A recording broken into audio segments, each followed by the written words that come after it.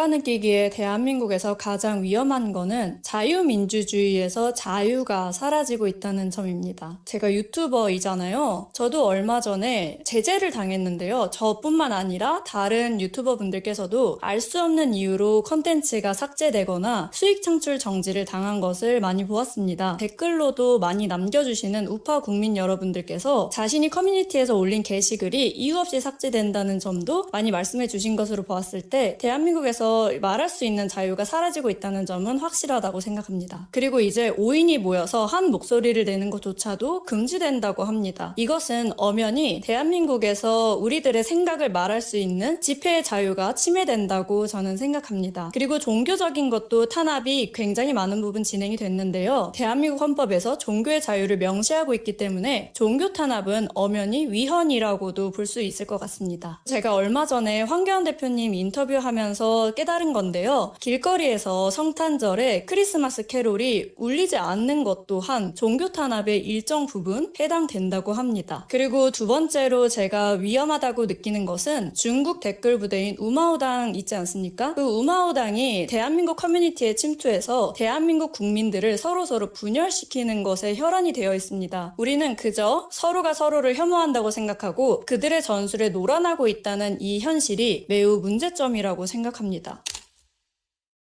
우리가 태어났을 때 자유 대한민국에서 태어나고 자유 대한민국에서 또 자랐지 않습니까? 우리가 지금 느끼고 있는 것은 태어나서 한 번도 경험해보지 못한 여러 가지 것들이라고 생각합니다. 그래서 경험해보지 못했으니 그저 이대로 있어도 아무 말 하지 않아도 그저 살던 대로 그렇게까지 뭐 문제가 되려나? 이렇게 좀 가볍게 안일하게 생각하시는 분들이 훨씬 많다고 생각합니다. 저도 사실 샤이보스였어요. 사실상 목소리를 내지 않고 정치적인 색깔을 드러내지 않는 것이 이 사회에서 잘 어울릴 수 있는 어떠한 방법이라고 생각을 했기 때문에 보수는 지지했지만 이렇게까지 뉴파수 때처럼 목소리는 내지 않았던 것 같습니다. 하지만 제가 윤석열 대통령님의 계엄령 이후로 나라가 굉장히 많이 망가지는 것을 실시간으로 봤고 마치 숨어있던 바퀴벌레 떼들이 나와서 막 활기를 치는 것처럼 제가 몰랐던 굉장히 많은 부분을 깨닫고 보고 충격을 받았던 여러 가지 상황들이 있었습니다. 그래서 침묵하고 이렇게까지 나의 의견을 말하지 않는 것만으로도 나라가 굉장히 망가질 수 있는 침묵하는 것조차도 악의 편에 설 수도 있게 되는구나 이렇게 생각을 했습니다. 뉴파수라는 채널이 원래는 마인드셋 채널이었습니다. 하지만 나라가 너무 무너지는 것을 본 이상 개인적인 마인드셋보다 거시적인 애국이 더 중요하다고 느꼈던 것 같습니다. 그래서 그날 바로 뉴파수를 애국 유튜브로 바꿨습니다. 그리고 제가 또 여성이지 않습니까? 2030 여성으로서 대표하고 싶었습니다. 그 이유는요. 지금 유튜브도 보시면 아시다시피 애국을 외치는 보수 우파 여성분들이 희귀합니다. 그 이유는 사회적으로 뭔가 비난받고 싶지 않아 하는 심리가 가장 클 것 같고요. 제가 여성 우파 유튜버로서 마음먹게 된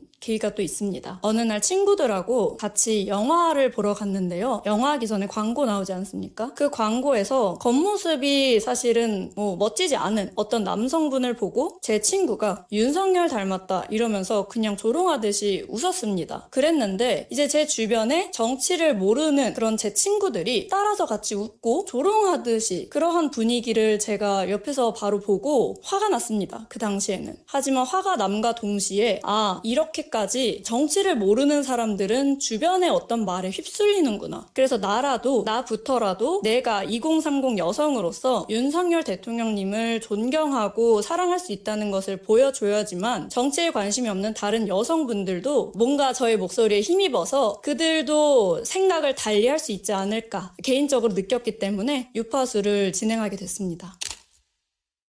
솔직히 말씀드리면 대한민국 국민성이라고 생각합니다. 대한민국은 그 누구에게도 비난받는 것을 싫어합니다. 우리나라가 유일하게 수업이 끝난 뒤에 궁금한 거 있으면 손 들고 질문해라 라고 했을 때 유일하게 손을 들지 않는 나라라고 합니다. 그 이유는 내가 손을 들었을 때 수업을 빨리 끝내고 싶은 친구들에게 비난을 받을까봐 자신이 궁금한 것도 말하지 못하고 타인의 눈치를 엄청나게 많이 보는 그러한 국민성도 한 한몫한다고 생각합니다. 자신의 목소리를 내고 자신의 의견을 내면 당연히 그에 뒤따르는 반발이 있을 수밖에 없고요. 저 또한 마찬가지입니다. 하지만 그렇다고 해서 자신의 목소리를 내지 않는 것은 굉장히 바보 같다고 생각합니다. 왜냐면 우리는 각자의 목소리가 합쳐져서 더 큰 시너지를 낼 수 있는 그러한 사람들이거든요. 하지만 한 명 한 명 계속 자신의 목소리를 아끼고 겁이 나서 뭔가 용기 있는 발언을 하지 못하고 그렇게 된다면 글쎄요, 대한민국은 하향 평준화 될 수밖에 없다고 생각합니다.